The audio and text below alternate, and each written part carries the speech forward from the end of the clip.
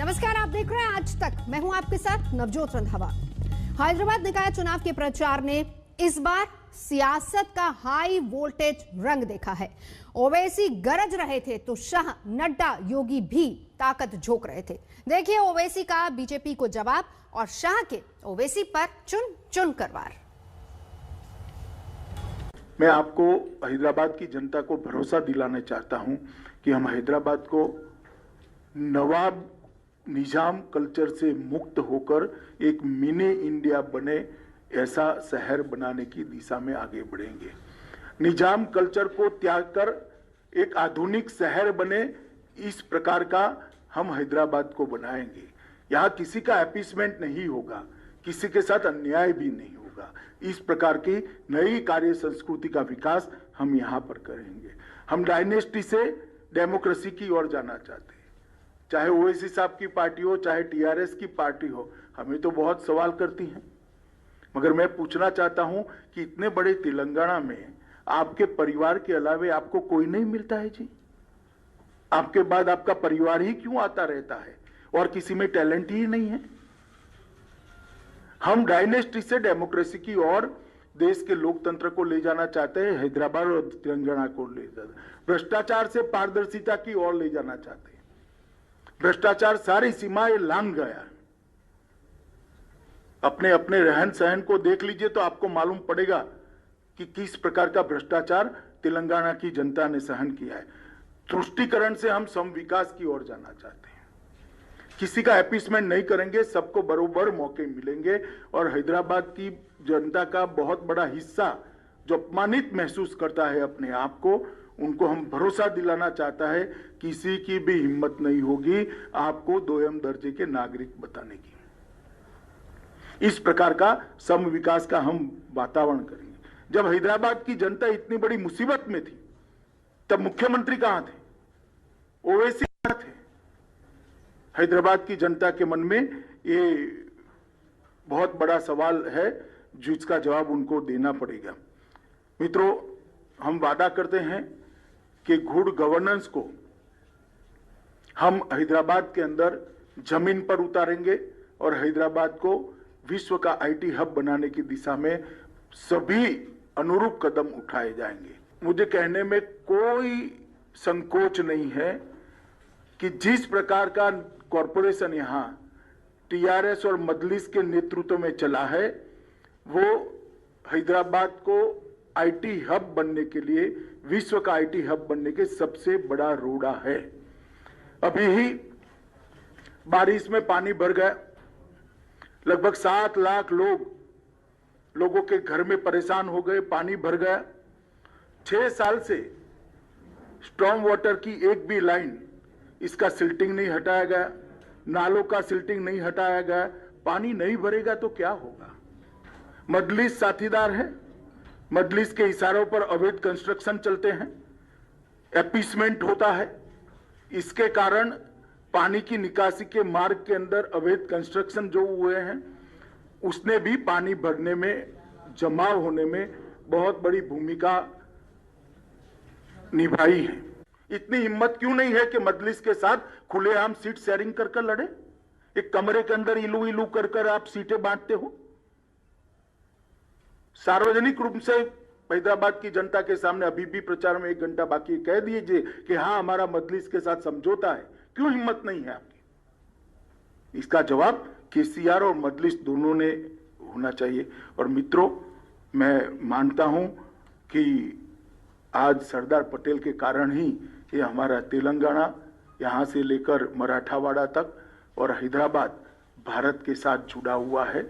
जिन्होंने उस वक्त पाकिस्तान में जाने की मुहिम चलाई थी, वो सभी संस्कृति से, ये निजाम संस्कृति से हम मुक्त कर एक विकसित शहर हैदराबाद को देना चाहते हैं। भाई, मैं जब कार्रवाई करता हूं तब तो हाय तौबा करते हैं पार्लियामेंट में, देखा नहीं है आपने?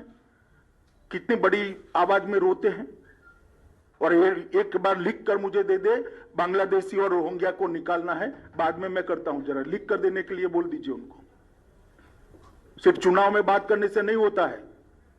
जब निकालने के लिए पार्लियामेंट में बहस होती है, कौन इनका पक्ष लेता है? देश की जनता जानती है, सबने लाइव टेलीविजन पर देखा है। मैं तो कभी हिंदू मुस्लिम कुछ बोला ही नहीं, कोई बात नहीं करी।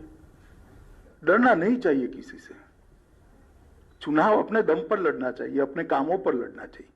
मैं आज ये प्रेस वार्ता में ये भी पूछना चाहता हूं कि जब पानी भर गया तब श्रीमान केसीआर कहां थे? उनके निवास के सामने की कॉलोनियों में भी पानी गिरा। हम भी मीडिया को ध्यान से देखते हैं, कहीं पर भी मुख्यमंत्री ने ना कोई दौरा किया, ना कॉरपोरेशन की बैठक की, ना विधायकों के साथ घूमते दिखे, ना स्थानीय सांसदों के साथ घूमते दिखे। जब हैदराबाद की जनता इतनी बड़ी मुसीबत में थी तब मुख्यमंत्री कहां थे? ओवैसी कहां थे? हैदराबाद की जनता के मन में ये बहुत बड़ा सवाल है जिसका जवाब उनको देना पड़ेगा। मित्रों, हम वादा करते हैं कि गुड गवर्नेंस को हम हैदराबाद के अंदर जमीन पर उतारेंगे और हैदराबाद को विश्व का आईटी हब बनाने की दिशा में सभी अनुरूप कदम उठाए जाएंगे। और ये भारतीय जनता पार्टी का वादा है। मोदी जी जो कहते हैं वो करते हैं, हम जो कहते हैं वो होता है। चाहे 2014 का हमारा घोषणा पत्र हो या 2019 का घोषणा पत्र हो, हमने सारे वादों पर अमल किया है। मैं हैदराबाद की जनता को 5 साल पहले एक घोषणा पत्र टीआरएस ने भी दिया था, जिसको प्रचिन्ह आशीर्वाद मजलिस के भी थे।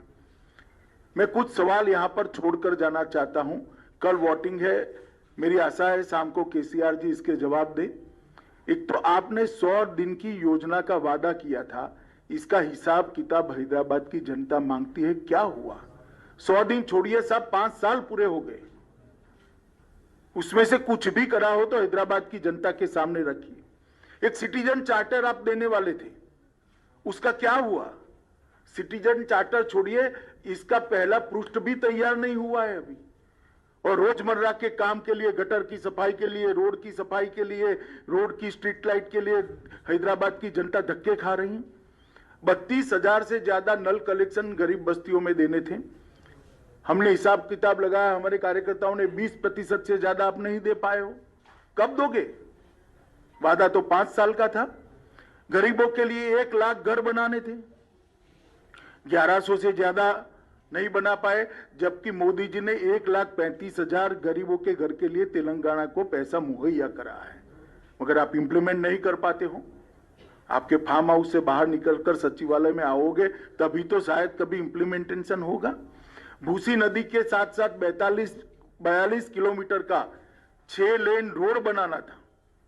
मेरा सभी मीडिया वालों को निवेदन है कि आपकी वैन जरा भूसी नदी के किनारे किनारे घुमाकर वो 6 लेन का रोड हैदराबाद की जनता को एक बार दिखा दीजिए जरा। हैदराबाद की जनता श्रीमान आपसे पूछती है कि वादों का क्या हुआ।